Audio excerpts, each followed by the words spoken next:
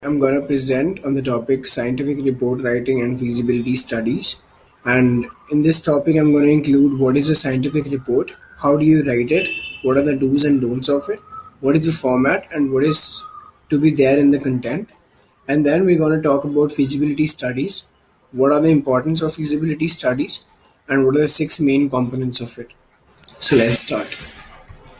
First off, we have the elements of a scientific report, which includes a title page, table of contents, abstract, introduction, materials and methods, which are basically the process involved, results, the observation you get, discussion, and conclusion.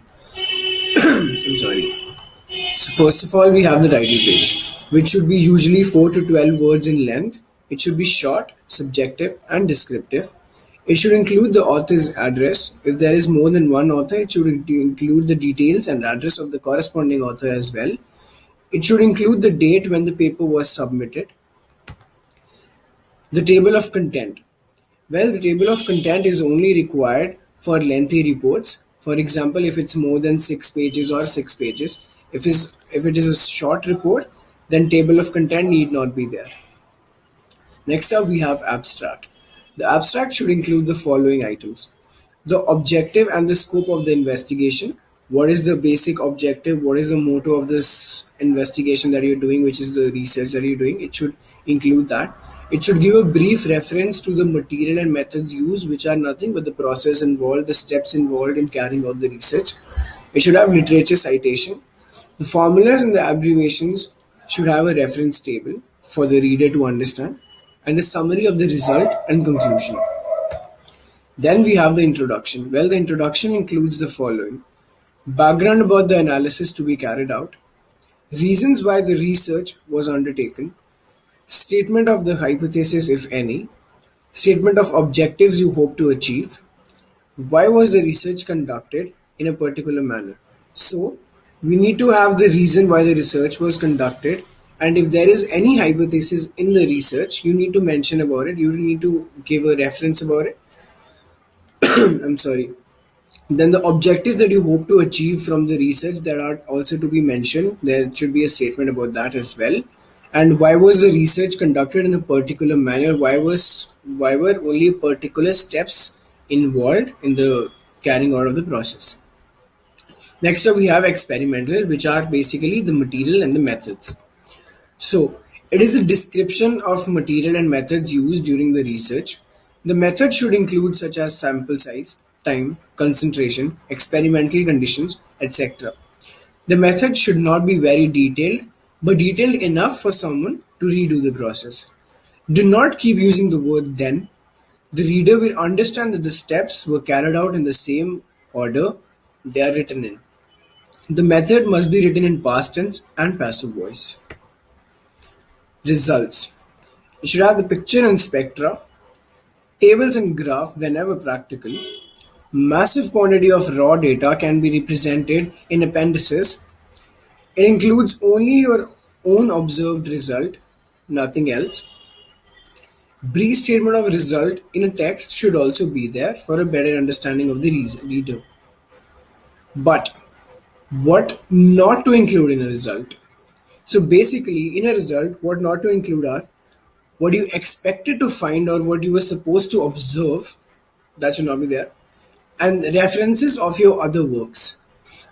Because you need to focus on this research paper only which you are submitting. So you should not mention your other work that you've done or give references about your other work, and should focus only on the result of the specific research that was undertaken, on the paper that you're being submitted. Discussion. State your interpretation of your findings, perhaps comparing or contrasting them with the literature. Reflect on your actual data and observations. Explain or rationalize errant data or describe possible sources of error and how they may have affected the outcome. The discussion must answer the question, what do the result mean? It is an argument based on the result. Next up, we have conclusion. This is the summing up of your argument or experiment and should relate back to the introduction. The conclusion should only consist of a few sentences and should reiterate the findings of your experiment or your research. If appropriate, suggest how to improve the procedure and what additional experiments or research would be helpful. References. Cite and references that you have used, ensuring that each time in the reference list has an in-text citation and every in-text citation has a full reference in the reference list at the end of your paper. Ensure that the references are formatted according to the style required by the journal, or your lecturer, or maybe a supervisor. And be careful with the spellings. The author, especially the authors whose name you misspell, maybe ask you to review the paper. Next up, we have feasibility studies. Why feasibility studies? Well, feasibility studies will help you gather information about all the things you need to make a business work, pinpoint logistical and other business related problems and solutions, serve as a solid foundation for developing your business, develop marketing strategy to convince banks or investors to invest in your business.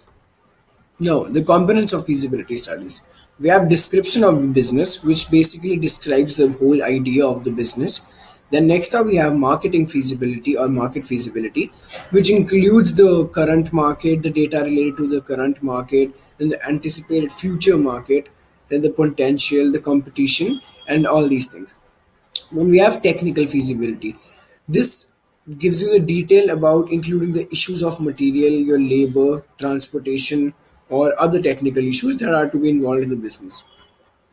Financial feasibility. You need to project how much startup capital you need and examine potential sources of capital and return on investment. Organizational feasibility.